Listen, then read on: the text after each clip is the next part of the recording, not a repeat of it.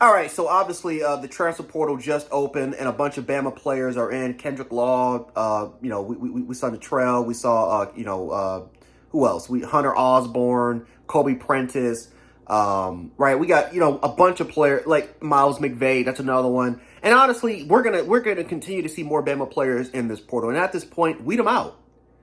Weed out the bad players. I'm sorry, weed them all out, right? If you don't want to be part of the Crimson Tide, it is what it is, right? But listen, this is the transfer portal, right? I mean, you got players announcing that they signed contracts, that they signed a deal with certain schools in order for them to stay. Kansas, but it's unbelievable. It's unbelievable what's going on with college football. But this is the new age. This is the new age, right? College football, when you get to the offseason, it's free agency. Players are going to go in the portal. That's free agency. And and just like the NFL, just like how player contracts expire and they become free agents, eventually you have to what do? You draft players, which is our signing class, right? And in order so you can develop those young guys and hopefully that they can stay. Some of them are going to work out, some of them are not, or some of them are going to end up being great players. Some of them are going to end up being busts. But at the end of the day, that's your draft class. Your signing day is your draft class. And your free agency, which happens around that March period, your free agency is your transfer portal. So just like how the transfer portal can take, the transfer portal can also give.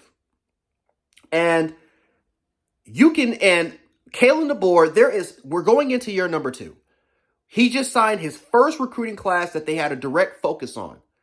Now let's go to a portal where he has way more time now. I mean, there's no excuse. We're not playing in the playoffs, so we don't got to focus on the playoffs, right? We got the Quest Bowl against Michigan, but let's be honest, you're probably going to take about a week or two off before you start to actually prepare for Michigan in the first place. So this is the instance where you focus on the portal and you get players that fit this fucking offense and defensive philosophy. Because this year was a disaster. It was a disaster in terms of players. You can just tell they just don't fit the scheme. Scheme fits were a big issue on the offensive line, on the defensive line, especially when you got one techs that are playing at the 3 and 5. You have 5 techs that are playing way out wide. You got inside linebackers playing at edge rushing positions.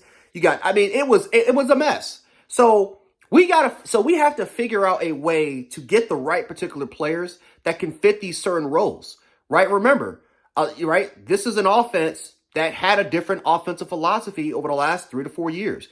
Your defense, which was a Saban defense, pretty much has been in place for 16 years. And these are Saban-like players. So if they don't fit the scheme and if they want to go to the transfer portal, then let them be. I know a bunch of Bama fans are starting to get upset. Oh, wow, how can we let Kendrick Law get to the portal? How can we let Kobe Prentice go? I don't know. Maybe because Kendrick Law, we used him as a running back, and Kobe Prentice may just be not good enough. Let's be honest. Let's be honest here, guys. Like, Saban brought in a lot of number 1 and number 2 recruiting classes. We understand that.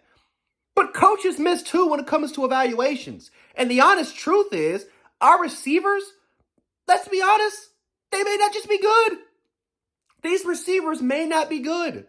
Because if Jerry Bernard Jerry Bernard, who was wide receiver, not 1, not 2, not 3, but 4 from Washington, was able to come up on here and immediately be receiver number 2, despite all the guys, all the experience or the supposed 4 and 5 star talents on your roster, and he was that dude from day 1.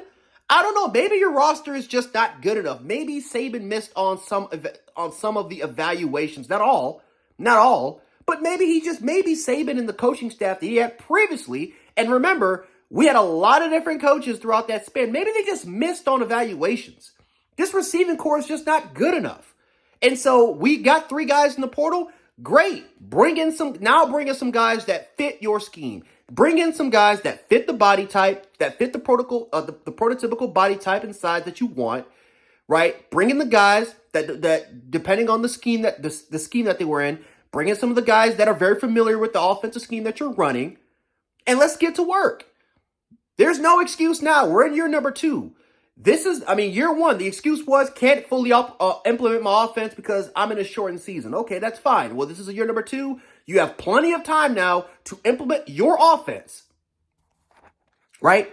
To implement your offense. And I don't know if Nick Sheridan is going to go. I don't know if he's going to get demoted. I have no idea.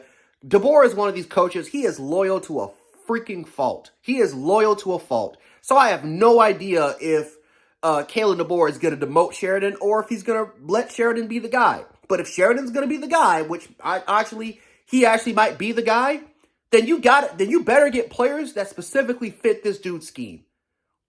If it's Jamarcus Shepard, whatever Jamarcus Shepard wants, that's the type of player that you try to get.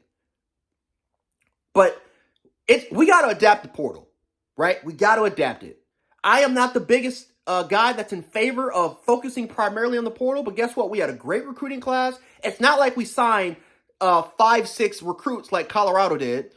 We got 21 guys, right? Maybe 20 because Ty Haywood's going to be gone. It is what it is. But we got 21 guys. Now let's focus on the portal. You got your young guys for your draft class. Now let's focus on free agency and bringing the players, because quite frankly, we still have a very talented roster. I still think that there's going to be a lot of guys that will come back, but that portal's got to be very important. It's got to hit. Oregon's undefeated because a big part of it was because of their portal. They combined the transfer portal and the recruiting class, and look at where they are. Right? Sometimes you need it to be in favor. Sometimes you have to. If you do things correctly, you can have both. You don't just have to have one or the other. You don't have to be Florida State and focus primarily on the transfer portal, but ignore the biggest aspect of your recruiting class, and then you wonder why they're shit. You can do both. You can have both. And I think it's time that we focus on both, because quite frankly, we got no choice. This is very competitive.